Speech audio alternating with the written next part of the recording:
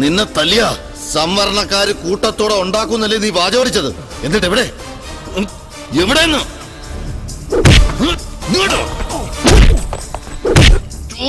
മറുപടി പറയടാ. നിന്റെ സ്റ്റേഷനിൽ നീ പെരുമാറുന്ന ലോക്കപ്പിൽ നിന്നെ എങ്ങനെയിട്ട് പൊരിക്കണമെന്നൊരു ആഗ്രഹം ഉണ്ടായിരുന്നു. അത് സാധിച്ചു.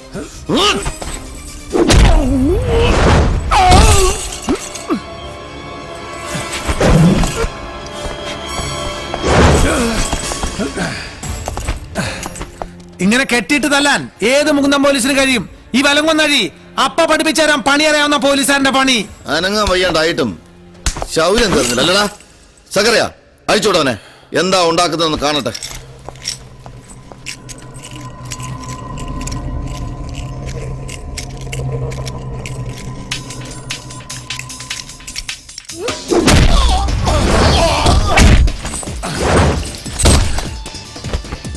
ആദ്യം കണ്ട അന്ന് തുടങ്ങിയതാ നിന്റെ ഈ സംവരണക്കാരെന്നുള്ള വിളി.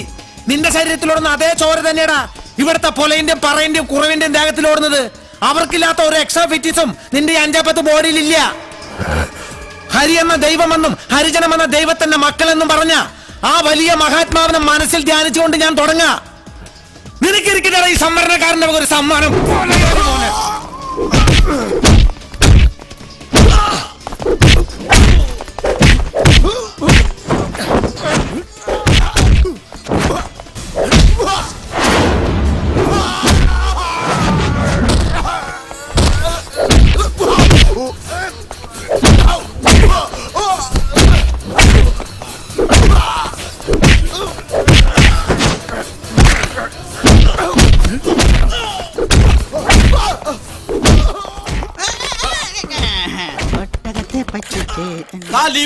ഇന്ന് ജോയിൻ ചെയ്തു. പത്രത്തിലുണ്ടായല്ലോ, വായിച്ചില്ലേ?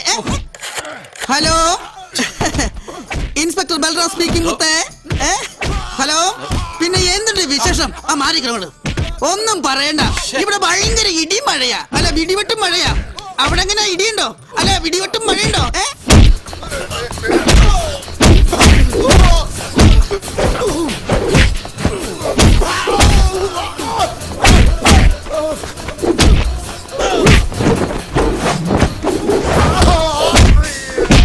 മുത്തേ, ഞാൻ വന്നിരുന്നു. പക്ഷെ മതിലിന് പൊക്കം കൂടുതൽ കാരണം എനിക്ക് ചാടാൻ പറ്റില്ല. കാരണം എനിക്ക് പൊക്കം കുറവല്ലേ. സത്യസാറ് വയലന്റ് ആയെന്ന് DSP വിളിച്ചു പറയണം. ആരാ ഫോണിൽ തന്നെ? എടോ, അതറിയാവുന്നതുകൊണ്ടാ ഈ സംഭാഷണം നിർത്താത്തത്. എടോ, കിട്ടേണ്ടവന് കിട്ടിക്കഴിഞ്ഞാലേ ഈ ഫോൺ കട്ടാവൂ. കേട്ടല്ലോ? പോലീസ് പൊട്ടനില്ലെന്ന് ആരാ പറഞ്ഞത്? ഇനി ഇടി കൊടുത്തിട്ട് അല്ല കണ്ടിട്ട് വരാം.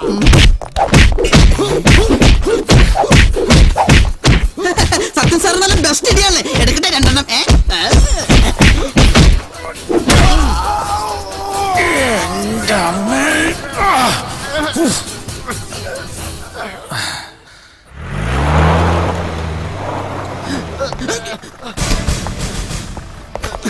Constable Balram saluting sir.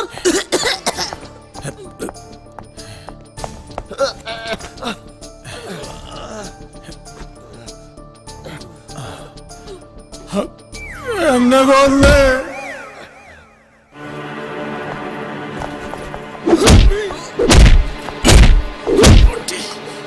Stop it!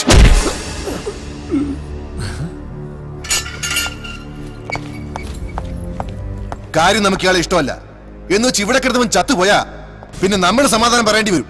Sir, ഇവൻ ഒരു കുഴപ്പമില്ല. ഇതെല്ലാം അവന്റെ അഭിനയ. കൂടുതൽ ആകിയൊന്നും വേണ്ട, മതി. സത്യം സാറേ,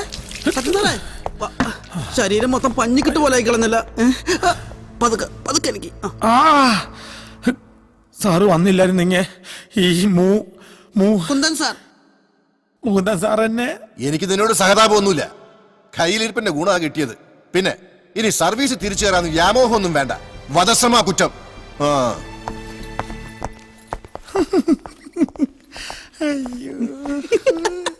അഭിനയം കലക്കിയിട്ടുണ്ട്. Thank you. എന്നിട്ട് എന്ത് ഈ അവാർഡ് കിട്ടാത്തത്? ഞാനൊരു സോഡ വാങ്ങിച്ചോണ്ട് വരാട്ടോ.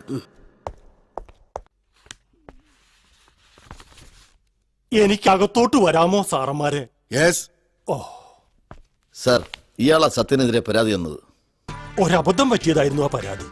ഞാനത് പിൻവലിക്കാൻ വന്നതാ. പിൻവലിക്കാനോ? അതെ സാറേ, കേസും വേണ്ട, ഒന്നും വേണ്ട. അങ്ങനെ നിങ്ങൾക്ക് തോന്നുമ്പോ കേസ് കൊടുക്കാനും പിൻവലിക്കാനും പോലീസ് എന്താ നിങ്ങളുടെ കളിപ്പിള്ളയോ? എനിക്ക് വേറെ ഒന്നും പറയാനില്ല. കേസ് പിൻവലിക്കണം. ഞാൻ വെറുതെ തന്ന പരാതിയാ. എന്നെ ആരും തല്ലിയിട്ടുമില്ല. പിന്നെ തന്റെ ദേഹത്ത് കാണുന്ന ഈ പരിക്കിളക്ക് അങ്ങനെ പറ്റിയാടോ? അത് ഞാൻ ബാത്റൂമിലൊന്ന് തെന്നി വീണതാ. സാർ ഇത് വാങ്ങിയില്ല. അങ്ങോട്ട് വിട്. ഓ, തുറന്ന് വിടുറോ അയാളെ. സാർ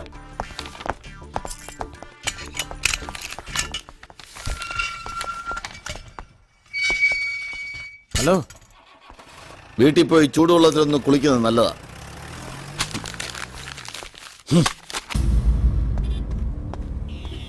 സത്യൻ, ഞാനാ ഇയാളെ കൊണ്ട് കേസ് പിൻവലിപ്പിച്ചത്. താങ്ക്സ്.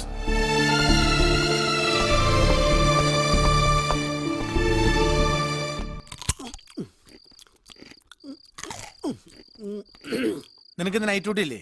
ഇല്ല, ഞാൻ പിന്നല്ലേ ഇവിടുത്തെ. ഇത് ഒറ്റ വലിക്കാൻ കുടിച്ചോ? എന്തത്? പെരുങ്കായം കലക്കിയത്. എന്തുട്ടാ നോക്കണേ? നിന്റെ അച്ഛന്റെ ആരോഗ്യത്തിന്റെ രഹസ്യം തന്നെ ഇതായിരുന്നു. പിടിച്ചേ. അതെന്താ അമ്മേ? സത്യൻ സാറിന്റെ അച്ഛന് സ്ഥിരമായിട്ട് ഇടിയുള്ളതാണ് ജോലി. നീ മിണ്ടരുന്ന കാര്യം പൂച്ചേ. നീ ഒറ്റ ഒരുത്തിനെ എന്റെ മോനെ കൊണ്ടുവരുന്ന വഷളാക്കിയത്. ഓ,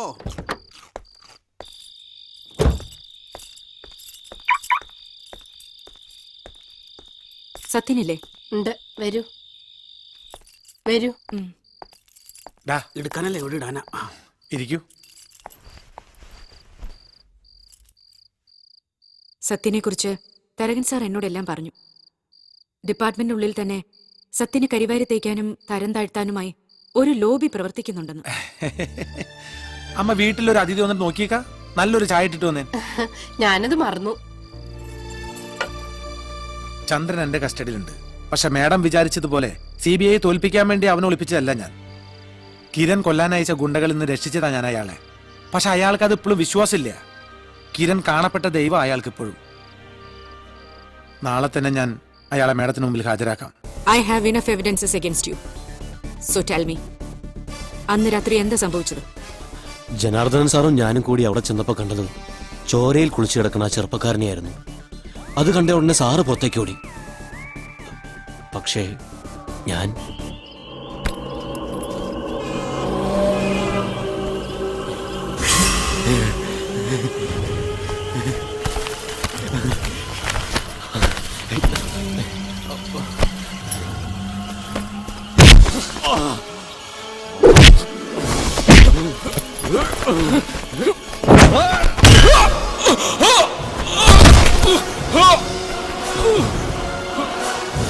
കൊല്ലണമെന്ന് ഉദ്ദേശിച്ച് ചെയ്തതല്ല ഞാൻ. പക്ഷെ സംഭവിച്ചു പോയി. ഇതൊക്കെ ഞാൻ നേരത്തെ സത്യൻ സാറിനോട് പറഞ്ഞതാ. എന്നിട്ട് എന്നെ പിടിച്ചു വെച്ചിരിക്കുകയായിരുന്നു sir. So the curtain falls over the mystery. Sarath, നാളെ തന്നെ പത്രസമ്മേളനം നടത്താനുള്ള ഏർപ്പാട് ചെയ്യണം. സാർ, ചന്ദ്രൻ കുറ്റം സംബന്ധിച്ചെങ്കിലും യഥാർത്ഥ പ്രതി അയാളല്ല. 24 മണിക്കൂർ കൂടി സമയം തന്നാൽ സത്യം തെളിയിക്കാൻ പറ്റും സാർ. നിന്റെ അന്വേഷണത്തിൽ തൃപ്തിയില്ലാതെ CBIക്ക് വിട്ട കേസായത്. എന്നിട്ട് കേസ് തെളിയിച്ചതിന്റെ പകുതി ക്രെഡിറ്റും കേരള പോലീസിന് നൽകാൻ തയ്യാറായിട്ടാ നാളെ നമ്മളും CBIയും ചേർന്ന് ഒരു പ്രസ് മീറ്റ് വെച്ചിരിക്കുന്നത്. ശരിയാ, സമ്മതിച്ചു. മുമ്പൊരിക്കൽ ഞാൻ ഈ കേസ് തെളിയിക്കാൻ 7 ദിവസം ആവശ്യപ്പെട്ടതാ സാറിനോട്. ഇപ്പൊ ഒരു ദിവസം, ഒരേ ഒരു ദിവസം അതെനിക്ക്. സാറ് പറഞ്ഞാൽ നന്ദിനി വർമ്മ തയ്യാറാകും. ഇല്ല, ഞാൻ പറയില്ല. CBIയുടെ അധികാരപരിധിയിൽ കടക്കാനാണ് നിന്റെ ശ്രമമെങ്കിൽ ഞാൻ അതിന് കൂട്ടുനിൽക്കില്ല. ഈ അധികാരപരിധിയും കൈകടത്തിലും പറഞ്ഞുകൊണ്ടിരിക്കാൻ തുടങ്ങിയിട്ട് കാലം കുറയായി. കീഴുദ്യോഗസ്ഥൻ ഒരു അഭിപ്രായം പറഞ്ഞാൽ അത് പിന്നെ മേലുദ്യോഗസ്ഥന്റെ അധികാരപരിധിയിൽ കൈകടത്തലായി. പിന്നെ അവൻ എങ്ങനെ ഒതുക്കാന്ന ഗവേഷണം. പണി അറിയാവുന്നവനും ബുദ്ധിയുള്ളവനൊക്കെ കറുത്ത പൂച്ച വെളുത്ത പൂച്ച എന്ന് പറഞ്ഞ് മൂന്നാറിൽ ഹൈവേ പോലീസിലിട്ടൊക്കെ തട്ടി കളിക്കൊണ്ടൊക്കെ തന്നെയാ ഈ കേരള പോലീസ് നന്നാവാത്തത്. നീ എന്തൊക്കെ പറഞ്ഞാലും ശരി, പ്രസ് കോൺഫറൻസ് നടക്കുന്ന പരിസരത്ത് പോലും നിന്നെ കണ്ടുപോകരുത്. അഥവാ കണ്ടാൽ നിന്നെ ഡിസ്മിസ് ചെയ്യുന്നത് ഈ ഞാനായിരിക്കും. സാറ് പറഞ്ഞിട്ടുള്ളതൊക്കെ അനുസരിച്ചിട്ടുള്ളവനാ ഞാൻ. പക്ഷേ ഈ കാര്യത്തിൽ എനിക്ക് സാറിന് ധിക്കരിക്കേണ്ടി വരും. പ്രസ് കോൺഫറൻസിന് ഇനി 12 മണിക്കൂർ. കുറ്റവാളി ശിക്ഷിക്കപ്പെടണമെന്ന് ദൈവത്തിന്റെ കോടതിയിൽ വിധിയുണ്ടെങ്കിൽ, അഥവാ എനിക്കതിന് കഴിഞ്ഞില്ലെങ്കിൽ സാറ് നേരത്തെ പറഞ്ഞ ഡിസ്മിസിലൊന്നും വേണ്ട. സർക്കിൾ ഇൻസ്പെക്ടർ സത്യനാഥൻ പിന്നെ കേരള പോലീസിൽ ഉണ്ടാവില്ല. Good night sir.